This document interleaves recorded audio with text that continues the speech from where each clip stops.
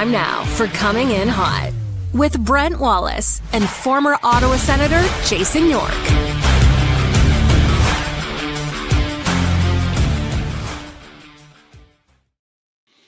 Happy possible clinch day, everybody. Welcome to Coming In Hot. Brent Wallace alongside Jason York, the smartest man in hockey. This show brought to you by Bet365. Yorkie, today could be the day. The final road game of the year could be when the Ottawa Senators clinch a playoff spot. Yeah. No, it's exciting, Wally. What's it been? 8 years? Is that the timeline since we last seen the playoffs? They've missed the playoffs for 7 straight years. Yeah, crazy. So the meme of the lady of the Titanic. It's been 84 years. Anyways, it's gonna be. Who knows if it's not tonight? It's gonna be soon. It's a foregone conclusion now, Wally, because they could even back in. But hey, it's been what a ride it's been this year. Yeah, and so we'll get to that. Jody Shelley, who's the broadcaster in Columbus, who was a menace to Jason York on the ice, and I've covered him since he played for the Halifax Mooseheads. We'll join the show shortly. He's got a great story, but he's also very good, and he's doing Amazon this year. He's fantastic. So we will get to all that. This show brought to you by Charm Diamond Centers. More than 85 locations across the country through Charm and their sister brands. Get custom ring building delivered in less than 4 weeks with the Charm Masterpiece program. And apply for the Charm Diamond Flexity card today and get approved for no interest financing in minutes. For more information, go to Charm Diamond Centers. And of course, by Gabriel Pizza, the official pizza of the Ottawa Senators and of Coming In Hot. Earn points with every purchase on the app. Get exclusive deals with Gabriel Pizza perks. So order on the app. And don't forget, when Sens score 4, you just open up the app and enter into the coupon to get 40% off any 9-inch pizza the day after the Sens score 4, which could be tonight. And of course, buy Sobeys. Think you know hockey? Play Sobeys My NHL Picks Weekly for the chance to win big prizes. A new slate of games opens up every Thursday from now until the end of the regular season. So download the Sobeys app, pick the winners of 5 NHL games, and compete for your chance to win prizes such as Sobeys grocery offers up to 150,000 Scene Plus points, or the grand prize of a trip for 4 to the Stanley Cup Finals. So Yorkie, without further ado, we'll just bring on the guy that when he played in the National Hockey League, the time he's in the NHL, he led the league in fighting majors with 173. Oh, I remember. I was playing in Nashville for a couple of years, and Jody did a nice job of terrorizing our team. But I was just looking through some of his old Columbus teams. Some great guys he played with too.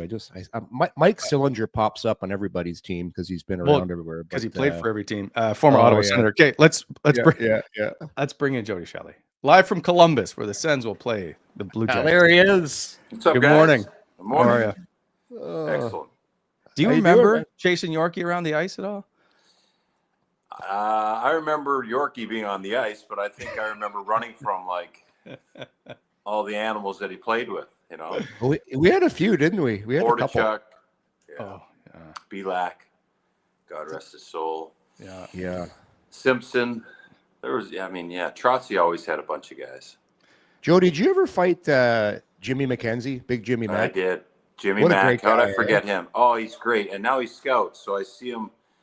It's funny. There was a time where it was, I think it was Grimson, Jimmy Mack, and Reed Simpson and myself all got a picture together in Nashville, the press box. Yes. But Jimmy Mack is a great guy. One of the biggest, strongest, toughest guys ever play. But nice guy. Yeah. The other thing about Jimmy Mack, that it was league renowned. How do I put this, Jody? I'm not touching that. Jimmy Mack has the record for around the NHL, the most well-endowed man. It's 9 a.m., Yorkie. Everybody in the league knows it. It's not a secret. It's not a secret. Jimmy Mack coming in hot. All right. Go ahead. One more thing on Jimmy Mack. He was such a nice guy, Jody.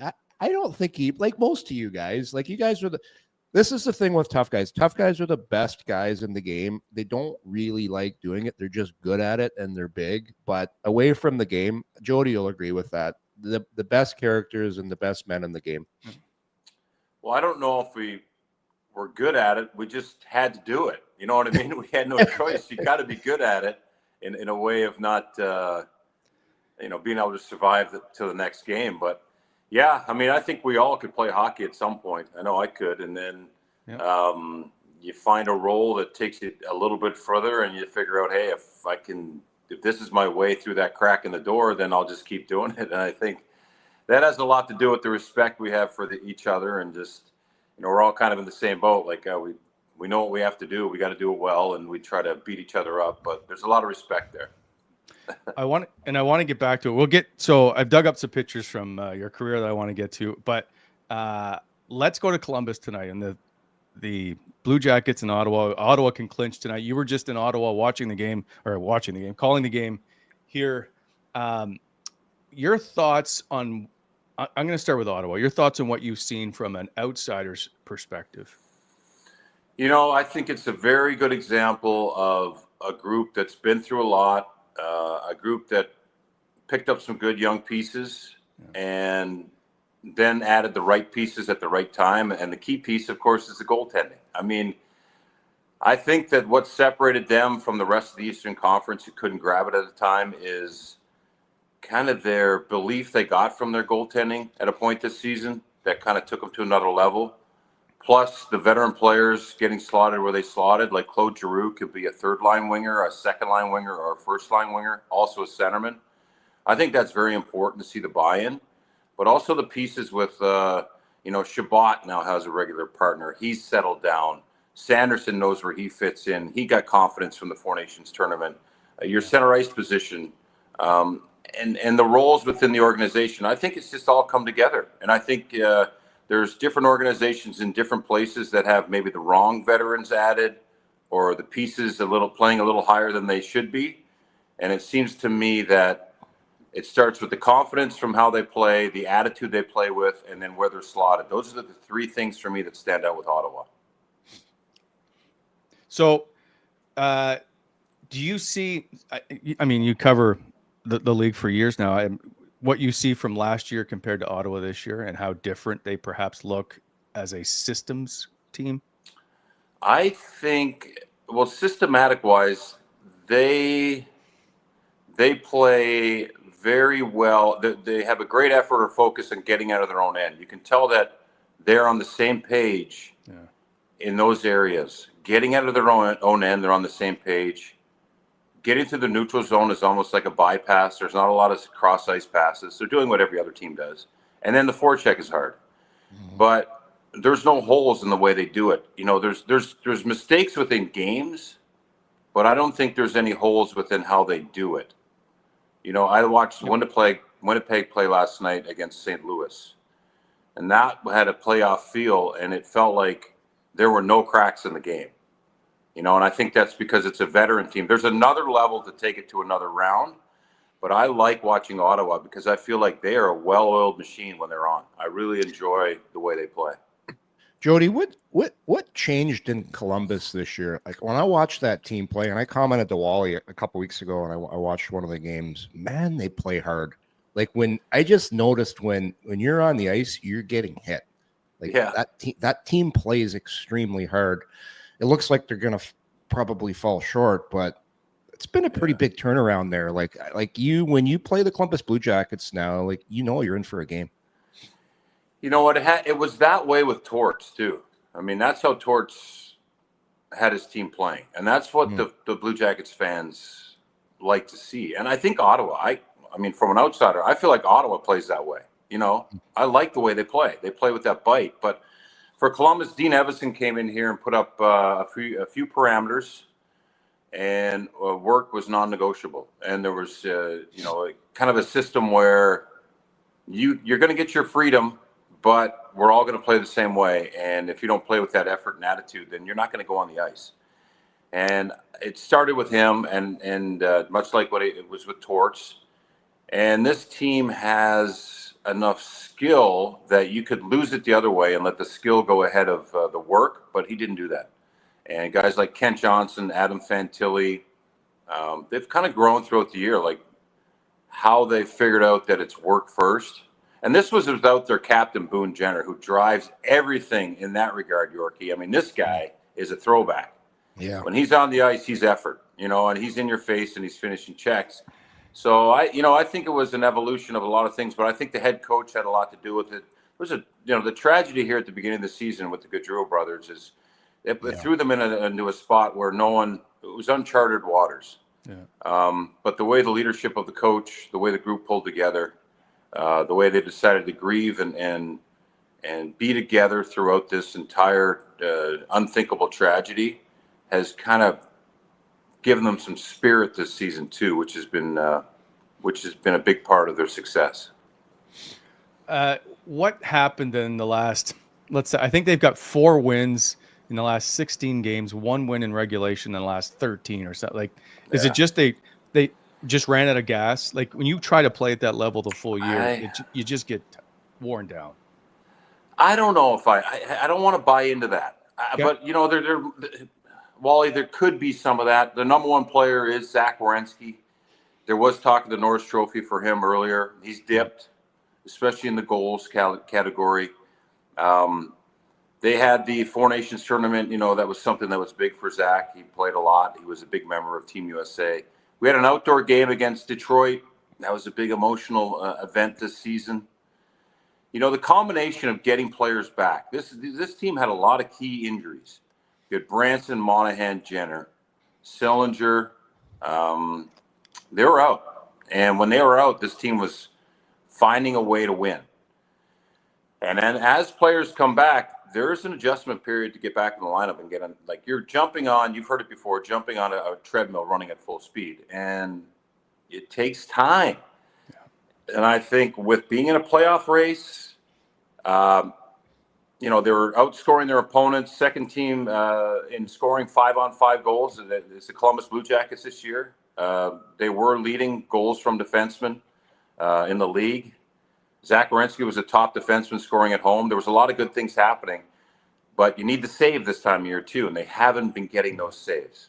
And so the combination of getting players back, which everyone's excited about, but boy, think about it, no camp for Jenner, all season now in a playoff race. It took him a while, but he looks good. He looks better. Good. Branson, pretty much the same thing. Monahan missed 3 months. So when they get back in the lineup, you think everything's going to be good, but it doesn't always work that way. And I think there's been a little bit of that and figuring out combinations. No team in the league that's in a race needs to be figuring out their lines and defensive pairs right now. It should be set, but they're going through it. We saw that here in Ottawa for the last 4 or 5 years. If you don't get saves, especially early, look at the last game against the Senators. Two stinkers to start the game, and you're done. Yeah. Like you can't win. And then we had Toronto the night before. Columbus had Toronto the night before. Stolarz was very good for the first 18 minutes. Made the saves he had to make, let the team find their game, let the team figure out. You got to figure out how the game's going to be played on a nightly basis too, right? And sometimes your goaltender's got to help you out, and that's what he did for against the Blue Jackets, and they just couldn't get things going. It's been a while since they've had a goal. You brought up Jake Sanderson, and Yorkie likes to talk a lot about him because they stick to their club as being defensemen. I'm just curious, as an outsider point of view, what do you see in Jake Sanderson? We rave about him. And I'm just curious, if you're an outsider, do you feel the same way? Well, of course. I mean, for a couple of reasons, and Yorkie probably knows Jeff well too. I mean, Jeff and Kevin Dineen took me on my first hunting trip here in Ohio because I had some land down south. So they brought in Rob Ray, and we trekked through the forest, and I pretended like I knew what I was doing. And a few hours later, I shot my first buck and didn't know it, and it was chaos at the crack of dawn of opening a gun season. I thought I was the only man in the woods, and Jeff Sanderson had me climb up this tree that had nailed on boards on it as a ladder. I'm like, yeah, I got it. I stood there for an hour and looked up at it and thought, how the hell am I going to get up this tree? Anyways, I ended up there, and at the crack of dawn, gunfire all around me. So I was like, my great memories of Jeff Sanderson. But his son, I mean, Jake is, it's his 3rd year in the National Hockey League. He comes in as a defenseman, and he's got so much poise and skill. And, you wonder how that fits in. But I think he's really taken a big step with just how he grasps when to explode with the puck, when to be back, strong on a stick, very good positioning, he's got a confident game. And I talked to him about going to the Four Nations, and he said the one thing he learned from being around guys like Werenski is the confidence that they carry all the time and in the locker room and on the ice. And he said, he hoped that would help him take another step. But just watching him, I think he's an underrated star in the National Hockey League as a defenseman because he has all the skill set and he takes a lot of big minutes and does good things with them. Yeah, he really skates like that explosive first 3 steps. I remember playing against his dad, Jeff, and he had that same kind of straight ahead skating style, like little rocket ships just taking off. Yeah. But it's like a lot of people that watch Jake never saw his dad. But do you see similarities in that skating stride? I don't. I remember Jeff being more of a piston. No, I guess there is times where I do see it. They just explode. Like halfway through his giddy up, he does have that little bit of a choppiness to it, yeah.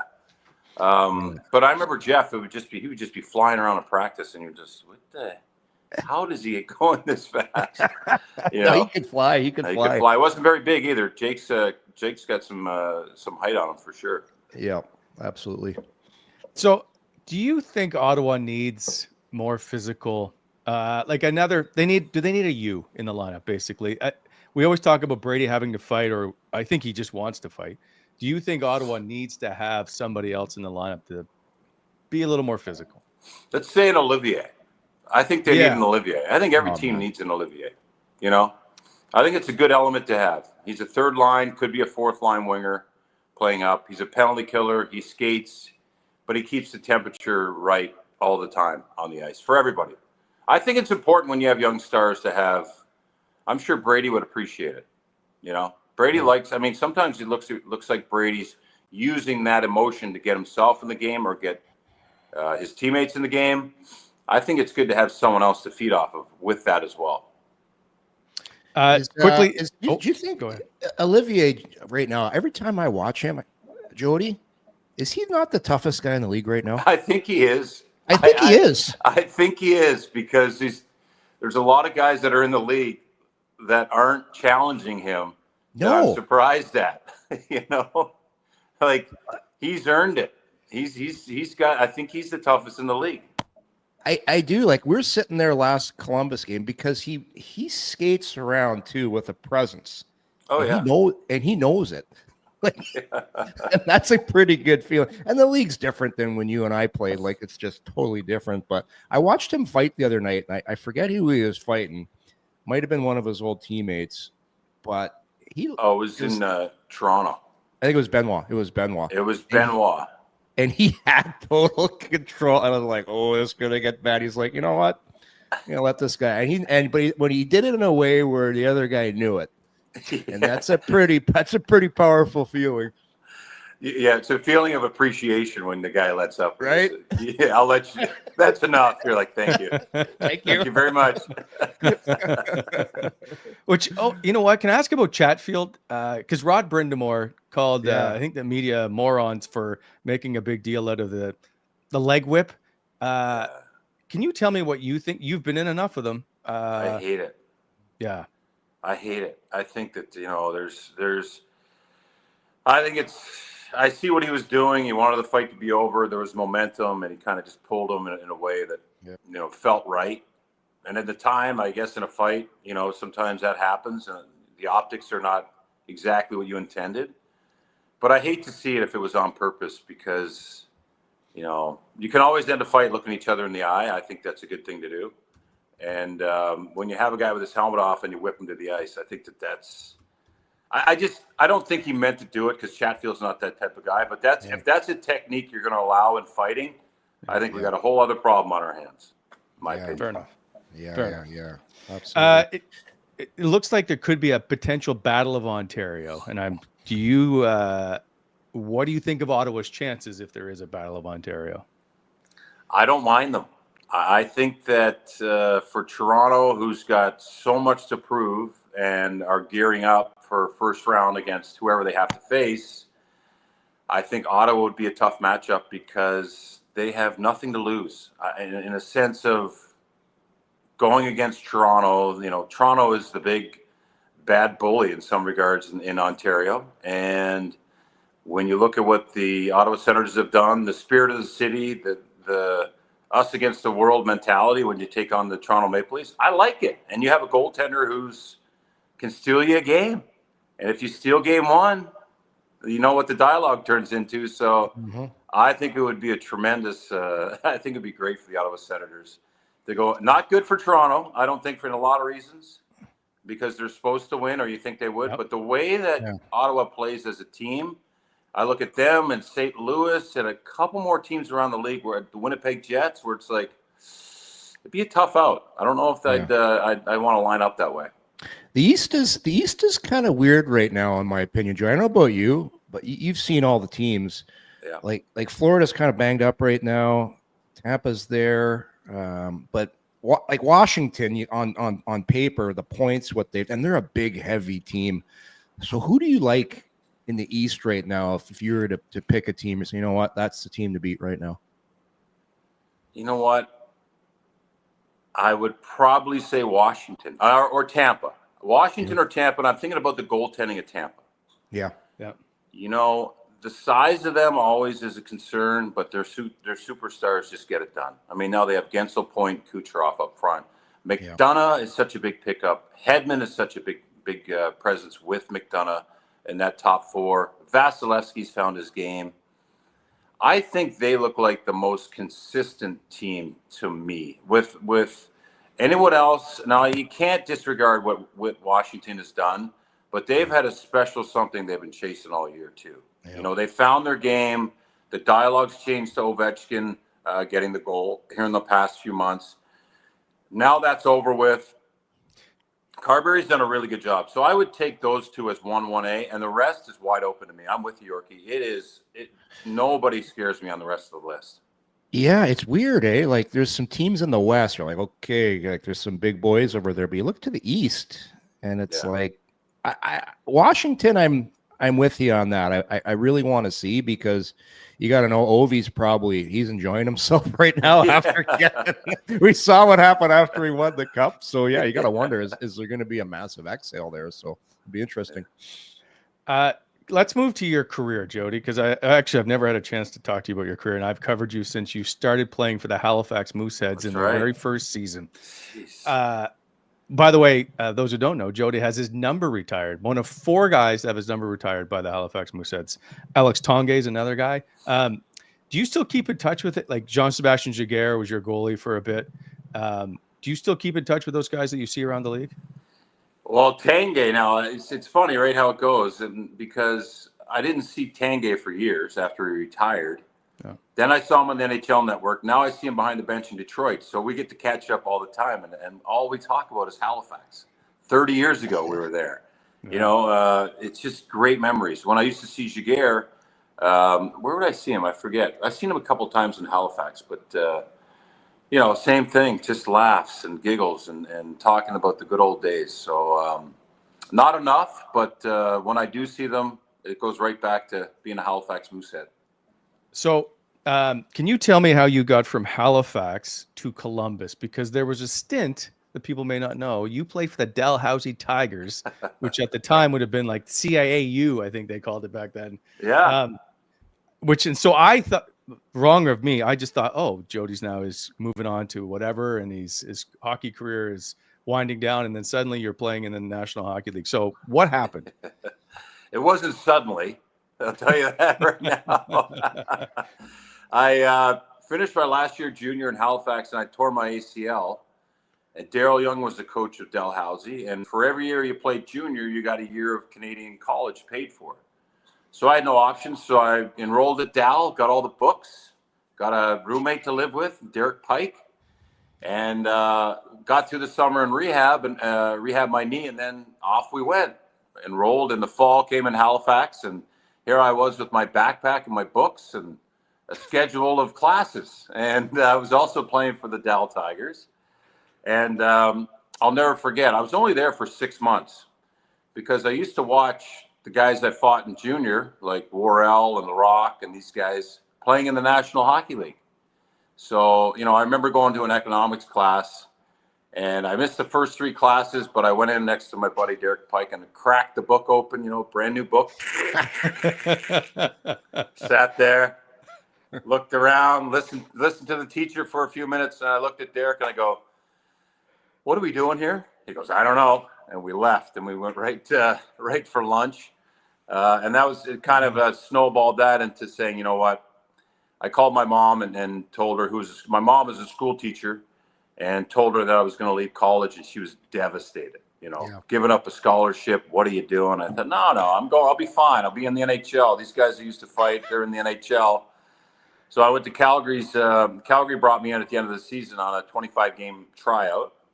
So once I signed that, my Canadian scholarship was gone. But I was okay. That summer, I went to my parents' house in Edmonton and slept on the basement of their condo and on a mattress and train. I was all right. And within months, I was in Johnstown of the East Coast Hockey League, as far from my dream as I thought, as I could ever be, with Scotty Allen, who's coaching with Spencer Carberry now. And I thought, what have I done? And then I got fortunate that expansion came in with the Columbus Blue Jackets, which opened up an American League team in Syracuse. And I just worked my way out of Johnstown and up into Columbus, and then now I'm still around the NHL. So it's been a wild ride, but it wasn't. It took a little bit of time there, Wally. That's a crazy story. So you lasted 6 months at Dell?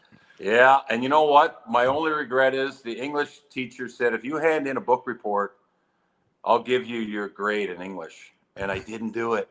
I said, yeah, I'll get it done. Didn't do it. I wish I did that. I still think at one point you held the Syracuse record for most penalty minutes in a game. I want to get to, so you're in the NHL.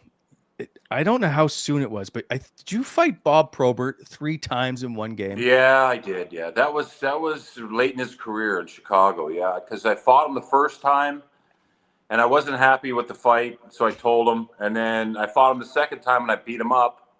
And he wasn't happy about that. And so I knew I'd have to fight him again. So the third time, in the third period, I fought him. And the best part was we played him 2 nights later back in Columbus. So back when it was just newspapers, remember those days? Yeah. All over the newspaper and the TV. So I had to fight him the first period of that next game. But boy, I tell you, people don't understand. Like, he could have easily said no to me on the first fight. I would have said thank you, and my career would have been different.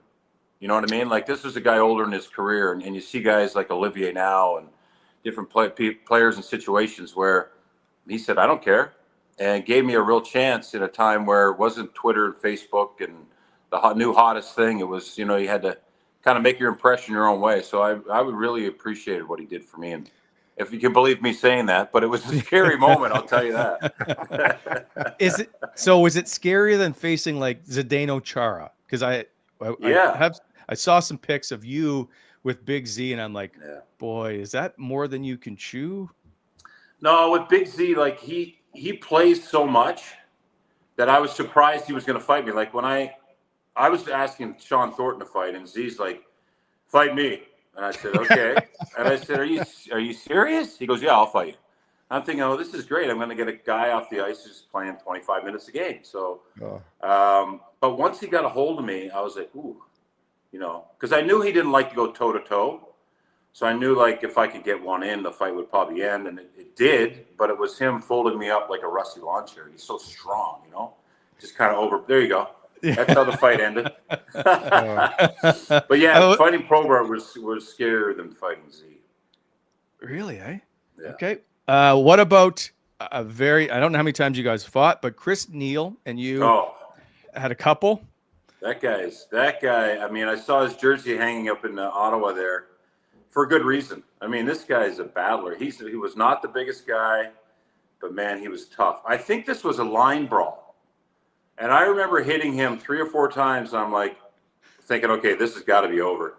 And he's smiling at me and he starts throwing punches in. I'm like, geez, come on, man. Like, let's end this. But he was a tough dude. He would never go down. Always a gamer. One of the best Senators for sure. Oh yeah. So I have a pic I found of your face, just stitches everywhere. Was this all from fights? Or was there something else that happened? No, I'm so glad they got this picture. I was so pissed off in that picture. I've never been that upset in my life. So I fought Nolan Yonkman, and Nolan's a big guy, but I don't know what happened. I won the fight, but obviously he made contact with my face, and it looked like I always went in when I was cut. I went in and looked in the mirror, and it looked like I'd been in a knife fight. And I was like, what the hell just happened? And so I go in and get stitched up. They start stitching me. And this isn't the helmet I started the game with. I started with a different helmet, but this one was the only one that fit over the scars. So they stitched me up, and I went back out. 90 stitches in my forehead that night. Really? I went back out and played. I wish I didn't, because look at the pictures they were taking. It's an amazing photo. Look like Frankenstein. We had Mike Rupp on the show last week who mentioned fighting you, and so now you talk about, you see guys that you've fought throughout the league and broadcasters. Like, when you see these guys now, do you joke about the fights, or do you even discuss them? You just move on? No, I really don't. We really don't talk about. Oh, we lost Jody. Did I ask a bad question? He just blacked out there for a second. That's He'll man, be back. the Big Z stories are the best, because he's just such a good people that don't know Zdeno off the ice. He's such a nice guy. But I'm telling you, Jody, when he first came in the league, man, scary individual. And that was back when Columbus was just getting going. They were an expansion. That rink was rocking. Like, it was one of the loudest buildings in the league. They had a good thing going. It's good to see them this year kind of back in the mix again, because they've had some real tough years there. But he had no fear playing. That's well, that's the thing. When you hear a story, you come in like, and I had no idea he was at Dal for 6 months, and then you work your way up from the coast. By the way, what happened? I know I lost you for a sec. Oh yeah, we got you. All good. By the way, Jody's played over 600 games in the National Hockey League. For a guy that played at Dal and wasn't sure what was going to happen, you are in the top, I believe, 17% of NHL players in games played. That's wild. That's right. Like, there's been 7,700 players playing the National Hockey League. Yeah, and you were in the top 17%. Like, it's an amazing thing for you to have done. Yeah, no, I got real lucky. I mean, it was opportunity, and I look back at that, I can't believe it. I think we're all proud of our careers in our own ways, and it's quite a league. I'm thrilled to be still associated with it. I'm really still waiting for someone to come up and tap me on the shoulder and say, "Yeah." Well, I should have known. What are you doing here? I should have known you'd be a big deal, because you have a street named after you back in Yarmouth. Yarmouth, yeah. Jody Shelley Street or Way, I think it is. I think it's Way, yeah. Jody Shelley Drive. Yeah. There you go. That's got to be kind of cool. It's awesome. We used to go back there every summer. First, it was a hockey school, and then we started a golf tournament with the Yarmouth Hospital Foundation, which covers all the South Shore. And it was a great way to go back, see everybody, raise money for the city. And, after doing that for 15 years and being involved in the community, they put up a new arena, I think 10 years ago now, maybe a little longer. And they decided to name that street Jody Shelley Drive, which is awesome. Yeah, I'm very proud of that. Yeah, you should be. That's pretty cool. Quickly, before I got a couple of things. One is you're now part of the Amazon broadcast, which is getting rave reviews throughout the season. So great job by all of you. What's it like to work on that broadcast, which is basically like it's an infant, right? It's an expansion team now you're a third expansion team. Yeah, good point. You got the sheriff Shane Knighty on as well. Is it as much fun as we're seeing? Yeah, no, it's for me, it's eye-opening because it's, first of all, it's coast to coast in Canada. So back in Canada, passionate fans, great fan bases, very in tune with their teams.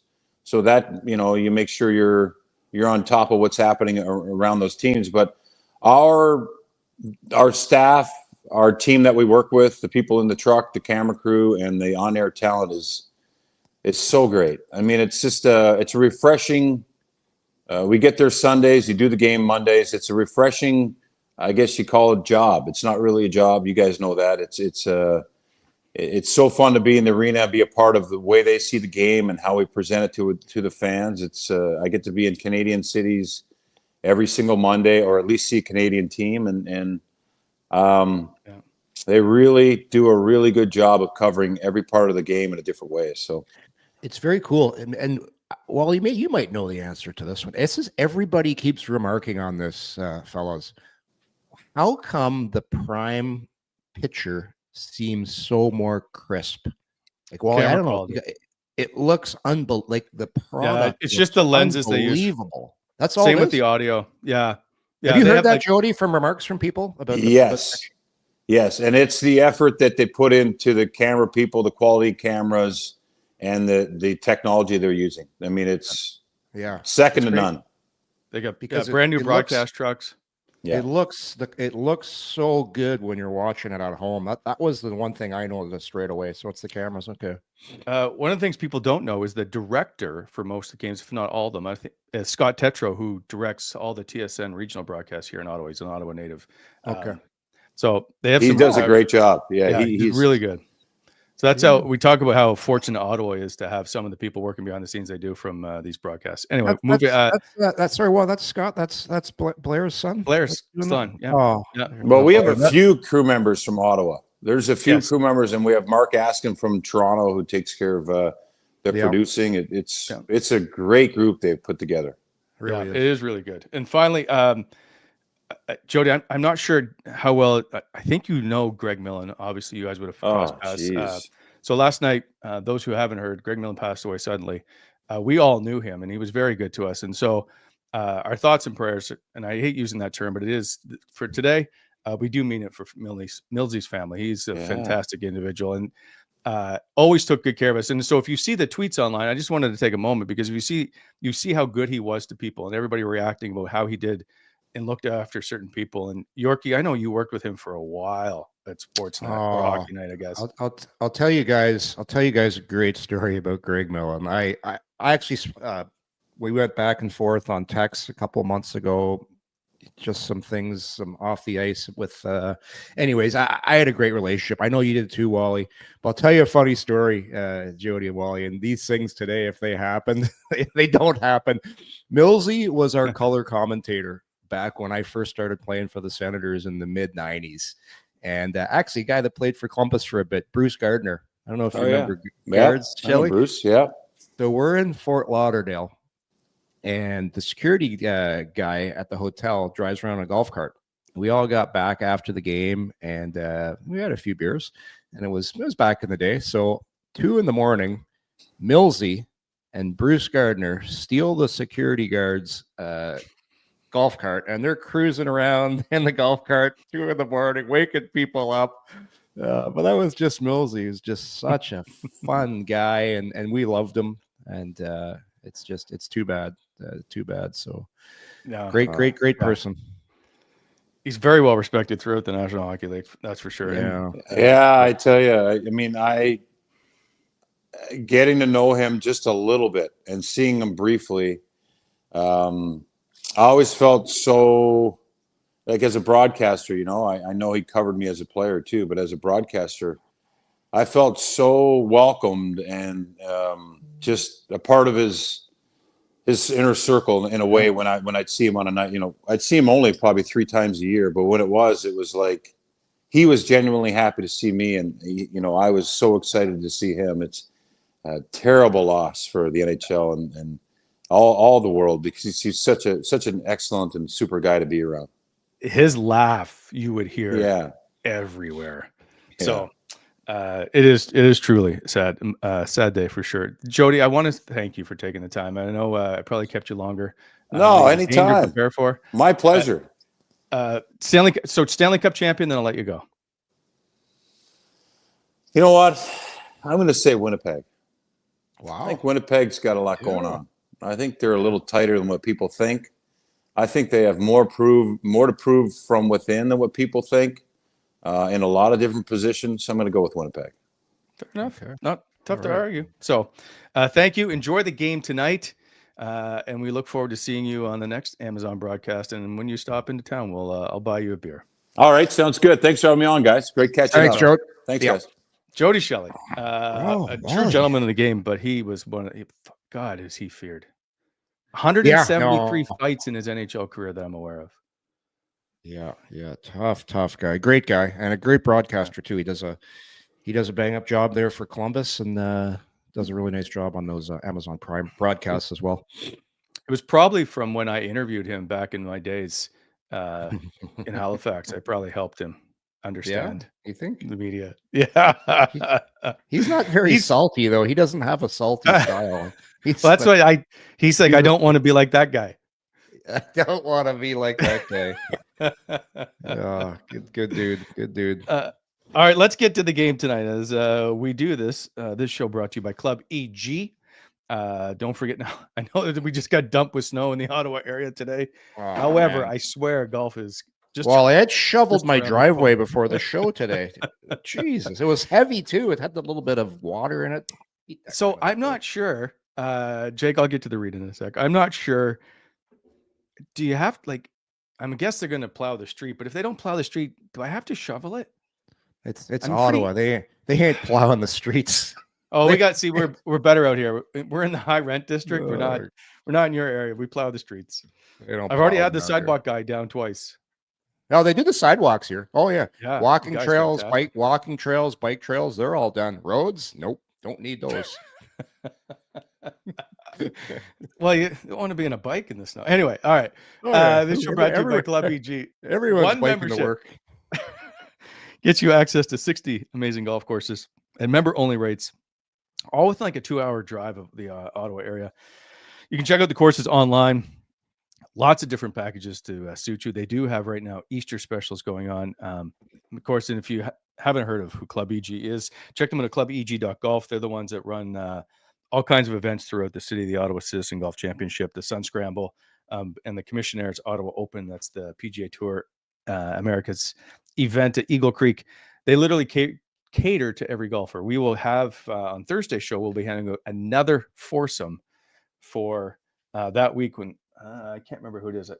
We have like 2 left. That's will be Mountain Creek. Also, there I missed. Oh yeah, up to you, Yorkie. I'll throw you over to BEI. Yeah, so let's thank our good friends at BEI. I'm going to skip this part about spring being just around the corner. Just take that right out of the read. Yeah. I think it's just around the corner eventually. No, it's not. But you know what? Eventually the snow will melt. And when it does, give BEI a call. You can reach them at 613-432-1120.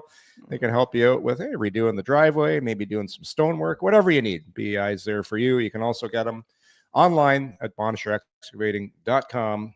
BEI is helping to shape the Ottawa Valley. And of course, Bet365. Breaking news coming in from Bet365, where every nail-biting overtime win is a barn burner, every face-off hat trick, power play shot on goal, penalty shot, and every suspenseful minute in between is amazing. Whatever the moment's never ordinary. Bet365, an official partner of the National Hockey League. Download the Bet365 app today and use code NATION to get in on the game. You must be 19 or older. Please play responsibly. Ontario only. And if you know someone has a gambling problem, please visit connexontario.ca. So Yorkie, I don't believe Brady Tkachuk is going to be playing tonight. I don't know if that affects your odds or what you're thinking.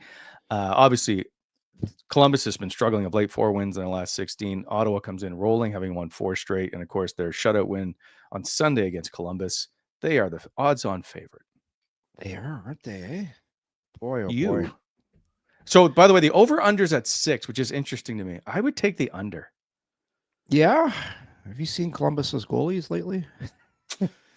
Yes, but leaky. But Merzlikins, he only allowed 1. Are you? Do we know who's starting for the Senators tonight? No, I feel like it's Anton Forsberg, but I could be wrong. Yeah.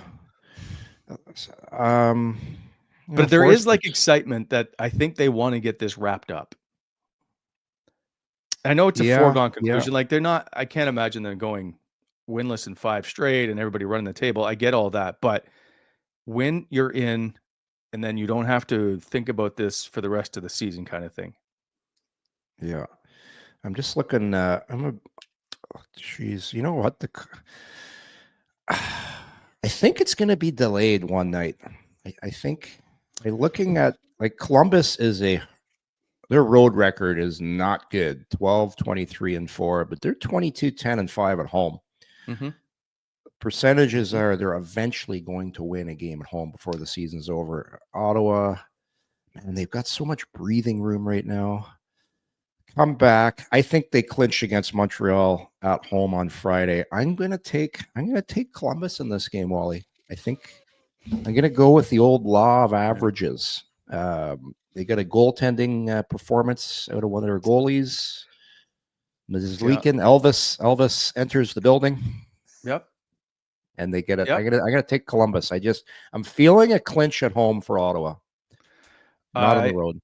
I would take Columbus if I was choosing, but I'm not. So let's get to what Gertie thinks. Hungry Gertie. Trip of the season, win and you're in. They just need to beat Columbus for the playoffs. Oh, good job, Gert. You'll make a lot of people happy today. Oh yes, Gertie, hungry. So she just destroys the logos too. I just kick those out of the way. I gotta keep the amount of ink I've had to use this year. Charlie, what say you? All right, Charlie. Big game for the Ottawa Senators tonight. Win and you're in. On the road to take on the Columbus Blue Jackets. Who are you going with tonight? The Ottawa Senators? Oh, a little anxious today. The Ottawa Senators or the Columbus Blue Jackets? Who's it going to be? He's just taking care of business. Charlie, adamant. The Ottawa Senators clinch their ticket to the playoffs tonight. Wow. I'm going against the Dogs, Wally. Yeah. So you might be in the doghouse. Let's see how this plays out tonight as you take the Columbus Blue Jackets. I would have taken Columbus myself. So it'll be interesting to see if the Dogs are actually indeed smarter. Columbus has won one of the last four. Like they're not that bad. Well, they've only lost 10 games at home all year. It is a very loud door. They get the cannon going. Oh my God. It's they like to jump. Yeah, and a lot's gone right for Ottawa lately. A lot has gone right. They've got off to great starts. I won't be surprised if Ottawa wins, but if I was going to put some cash on this game, I'd probably go with Columbus, especially if they're not being favored. So it's some good odds for you. Zetterlund with the clinching goal. Can you imagine? It'd be nice. It'd be nice if he got a goal. He's probably like right now, his head's probably just, I don't care what anybody's saying. He's thinking about it. And it's gotta be getting to him. Like you're playing with and the other thing too, you're playing with the number one center, and he's cooled off too. So it is pressure because Brady's coming back soon. And those other two lines, I have a hard time thinking those other two lines are getting split up. I don't see it. They're not. No, you can't. They got to figure it out. You can't split up Mario, Pinto, and Ridley Gregg. That's too good of a line. The chemistry's too good, and the other line's been awesome too. So if you're Zetterlund, you're like, shit, I better get going here. Clock's ticking. Brady's going to be back soon. So. And again, it's not that he's playing poorly. The guy's given it all he's got. He's getting looks. It's just, it's a weird anomaly right now. Because you'd think sooner or later something will go for him. But hey, maybe tonight. Hey, maybe tonight's the night. Well, you will see. Before I get back onto this, I want to make sure the winner of the Lean Us to Victory T-shirt is Connor Watley. We will do another giveaway. I was shocked how many people wanted a free T-shirt, so I will do another one. If not this week, the start of next week. We have a couple extras to give away here, so we'll get you your Lean Us to Victory T-shirt. You know what? Wally, just one more point on Zetterlund. Yeah, he like if he goes to that fourth line, he would be a nice little addition. Like Godet's a guy that like it could bring some scoring to that fourth line. especially Gaudette seems to, but he's getting some looks right now. So you got to, and he works real hard. Like it's the way he's playing right now. He's not a one-dimensional player. No, but it makes you wonder. And I know we keep bringing it up and you're like, well, he played in San Jose, but how did he score 17 goals when he just seemingly can't buy one right now? But everybody goes, I mean, Adam Gaudette went through that too, right? Where I'll tell you, it's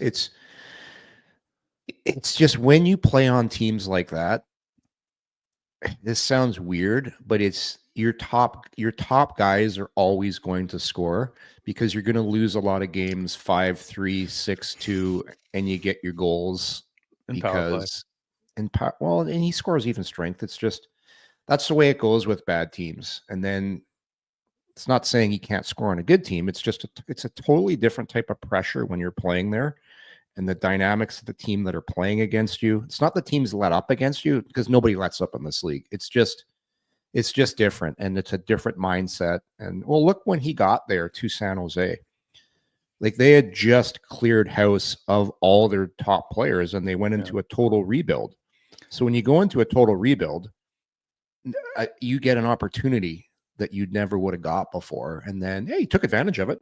The only silver lining in this, Wally, is Ottawa controls his rights, and unless he's still could have a great playoff, but they're going to get him at a reasonable price. I agree. Let's see how it plays out. We didn't touch on him too much yesterday. Nick Mattenpalo, who got his first goal. And obviously he's not brought in to score goals, but I'm curious. Are you seeing a different Mattenpalo playing right now, or is it a little more comfortable? Like you got to play in the National Hockey League to get comfortable. I think he's at 43 games of NHL experience now. Yeah. Wally, I'm seeing a much more confident skating with the puck, handling the puck. So early on, I don't know if you remember some of his first few games, his first 10 games when he got called up, he would go D to D and the puck would kind of roll on his stick a little bit and he would get rid of the puck right away because you don't want to make a mistake. You want to get it, go up the boards. And the game seems when you first get here, it's really fast. And it is really fast. And your mind's going 100 miles an hour. So you're doing things quickly because you're playing safe. Right now, he's playing like a guy not trying to survive in the league, but playing like a guy that's trying to make a difference. It's the old thing I always talk about, playing to win versus playing not to lose. He's playing like a guy right now that is confident and sure of himself. He's using his size, but I'm really impressed with his skating ability, Wally. Like he's transporting the puck up the ice. He's joining the rush. Got his first goal in front of the net. Like that's you don't see a 6'4", whatever he is, 6'3" defensive defenseman going around sniffing around the front. But that's great. Like you like what did we talk about all year? They needed more from their blue line. So you got Clevin who's scored some goals here in the last couple of months. I really like how those two are playing. It just seems like everyone's slotted really nice, and like it's great having two big long guys in your third pairing. But yeah, it's people don't understand this game. All these guys are good players. All these guys have skills, can skate. The game is so much between the ears, and if you can figure that out and get yourself out of your own head, man, you can play so much better versus a guy that's just there and trying to survive. But he's out of survival mode, and he's been a pleasant surprise. He laughed because he's like, I don't even know how I got to the front of the net.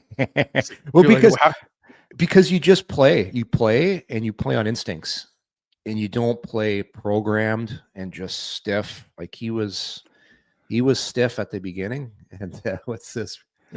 Tails would like me to ask you if Mattenpalo is the best number 33 the Sens have ever had. I would have said Freddie Kleisen, but I can't think of anybody else that really wore the number.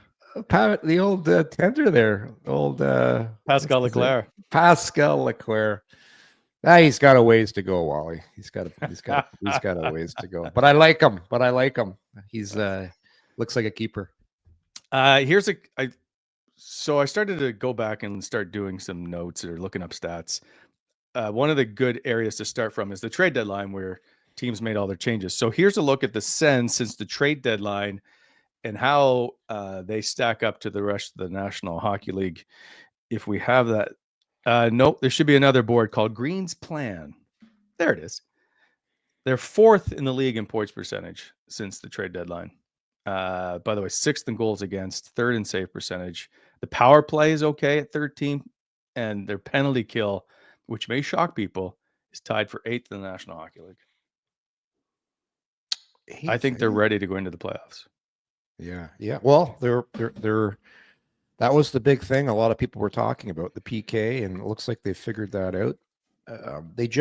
They're playing with a calmness right now, Wally. I think we talked about this yesterday when we had David Perot on about just being in situations, getting used to being in uncomfortable positions when it's a tight game, down one, up one, tied. Ottawa's had a lot of close games where the margins are really small, and that's how you get used to it. That's what the playoffs are going to be. It's going to be tight games. So I think they're ready. And Jody Shelley brought up a great point. When the playoffs start, there's not going to be a lot of pressure on this group. Like, there's always internal pressure. You want to do well for various different reasons, but I like when you start off on the road because you just got to go in and win one. Yeah. And then all of a sudden the pressure just slides. So I think they're going to be heading into the playoffs playing well, but most importantly, in a nice situation where they're not the favorites. It's a good position. So let me back this up even further, because I think we may not give Ottawa enough credit. Since November 25th, they are the second best team in terms of points percentage in the Eastern Conference. Well, if you go back to there, Wally. I look, but that's like 60-some% of the NHL season. They are one of the best teams in that. They're 8th overall in the National Hockey League since November 25th. What do they have now? So 3-6. They have 10 shutouts as a team this year. Correct. 10 shutouts. And that's, to me, this team is built. They've forged an identity where they're stingy. What are the goals against? I think last time we checked, they were sitting around 10th in the National Hockey League, so it might have moved a slot or two, but that's how you win. And everybody's so concerned, 5-on-5 scoring and this and that, but you win by playing good defense and goaltending. The goaltending's been amazing this year. There's been a few rush spots here and there. Sure. Who would have thought Merrill 3 shutouts. Allmark, what's Allmark have now? Is he up to 4 now? 4. Yeah. He's got 4. Forsberg 3. Like, that's nuts when you got 3 goaltenders that have thrown up a combined shutout total of 10. And Jody said it right there. Like, you look at good teams, playoff teams, there's always going to be some good goaltending. Right. So you just need to think of all the times that Ottawa, who was a better team, lost to goaltending, or how many other times other teams have lost to goal. Like, that's what becomes the difference maker. I think Ottawa is poised, but I mean, I'm just after what we've seen, I'm just happy they've gotten into the postseason. Let's be honest. And I know other people are like, no, we want games and wins, and I'll take where they're at any day right now. Yeah, it's like the old movie, What About Bob? You ever see What About Bob, Wally? So, yes, I did. I was thinking of a different movie at the time, but I just saw Weekend at I just saw Weekend at Bernie's the other day because you brought it up in the show, and it was like the next day on TV, so I watched it. What a stupid movie! Weekend at Bernie's. Yeah, didn't age well. It's just so stupid. But I do know What About Bob. Yeah. Yes, and the big thing about What About Bob is baby steps. They're just taking steps forward. It's this. If you look at the goal of this team when they started the season, it was they didn't say playoffs. They said they wanted to be in the mix when you came to this time of year. Meaningful games. No, we threw meaningful games out the window. We never repeat that phrase again. But they've surpassed that. They've gone past playing important games, and they're going to be a playoff team. And that's when you start each season off. That's your goal. Just get to the dance, and then anything can happen. I still think this team, that's if they lose in the first round, it's still a great year. It's still, you've accomplished a lot from where you were, right? But I think they're going to surprise some people in the playoffs, Wally. I do. This is what we've been talking about for the last, 3 years about Brady Tkachuk. and it's working perfectly right now because they're getting a chance to rest him. And he comes in rested, not banged up. Man, I wouldn't want to be the team facing him when Travis Green opens up the cage door and lets Brady out. Like, that's not going to be a fun guy to play against in the playoffs. Look at the Four Nations. Like, look at the havoc he created out there against the best players in the world. It's going to be a fun ride to watch. I can't wait. It'll be good. One last question before we go from Steve. Wally, how did Yorkie do at practice the other day? It looked like he sat around with Deg, slacking on the job as a reporter. Would you like to answer this? Oh, I was boots on the ground. I was in the room talking to the old Pinto, talking to the Drake, getting information. I was exploring the space in the dressing room. Haven't been down there in a while. The Daigle was doing great. He's actually coming. I think he's coming to the Montreal game again, I believe. But the Daigle's good luck. The Sens play well when he's in town. And how about that silk scarf he was wearing? There's not many guys that can rock the silk scarf, but the Daigle, he just can do it. He's more of a European guy. He is more of a European. But yeah, I think I'll be back down on Friday. I might do the Friday skate again. Oh, okay. The Sens are expected to have Wednesday off and then skate Thursday. They'll play Friday against the Montreal Canadiens. All right, Yorkie. We'll see how tonight plays out. We're back tomorrow. I should be a 4 p.m. show tomorrow. We're expected to have a guest on. It's just kind of tentative at the moment. So he's not lined up yet? It's not. Well, no. There's some. We're working through it. I feel like we didn't get enough chit chat in today. I feel shortchanged. I meant to have Graham. I meant to ask Graham, but he took his kid to his first game. I meant to ask about that. I forgot. There was something else I was going to ask you about yesterday, and I forgot. You seem a little distracted today. So Lisa's away. Okay, so something's going on. And she would always walk the dog in the morning, Monday to Friday, and then I would do the weekends. And I keep forgetting that I'm supposed to walk the dog in the morning. So I got to hurry up and get outside and get the dog walk. Anyway. And it snowed, so you're in a kerfuffle. So much snow. So I'm trying to. The playoffs are coming. We're working on doing some stuff. There's lots going on. Does Gertie get a paw wiping when you come in the house? Oh God, yeah.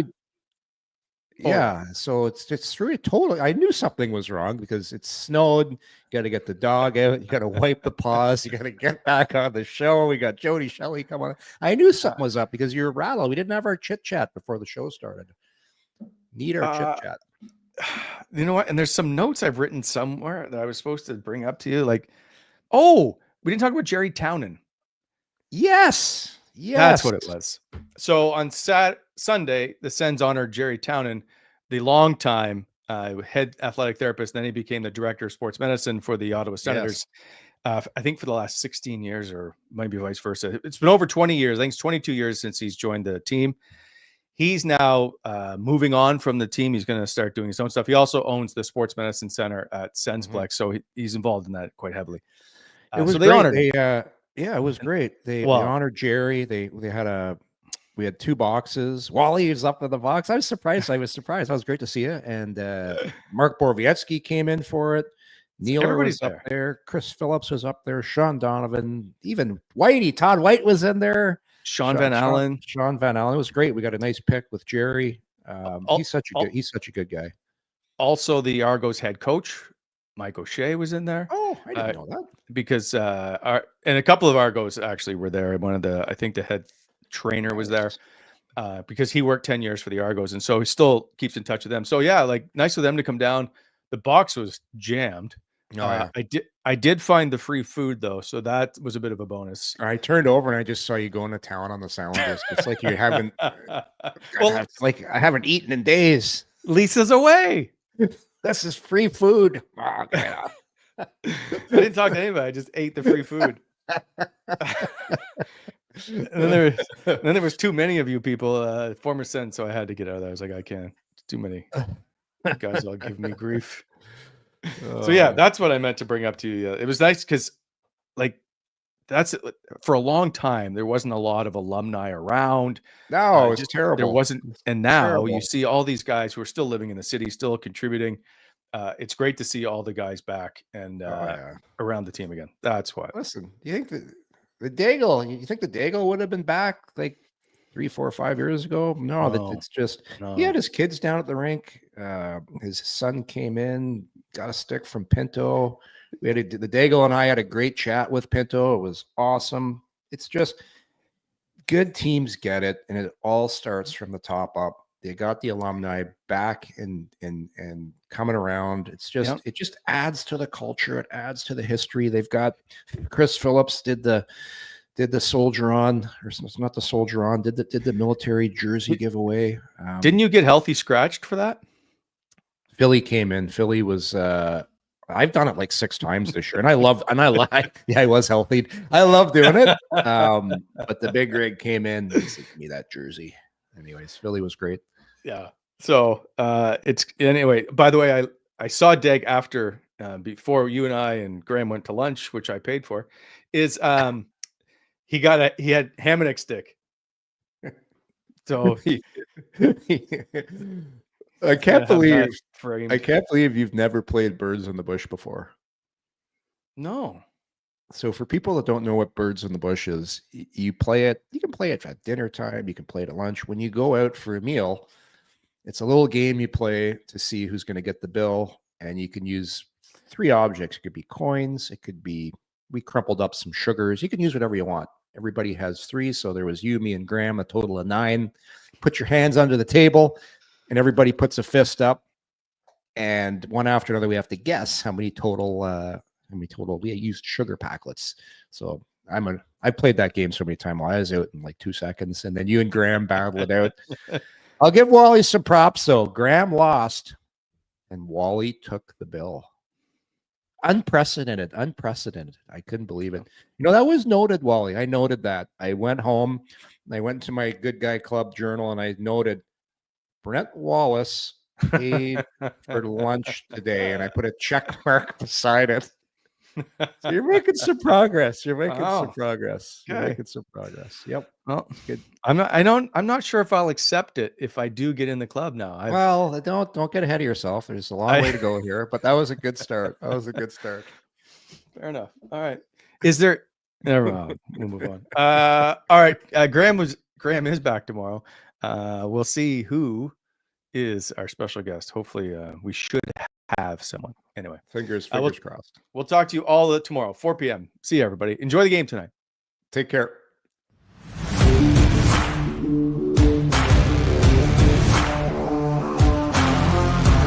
Thanks for tuning in to Coming In Hot. If you enjoyed the show, hit that like button and be sure to subscribe to never miss an episode.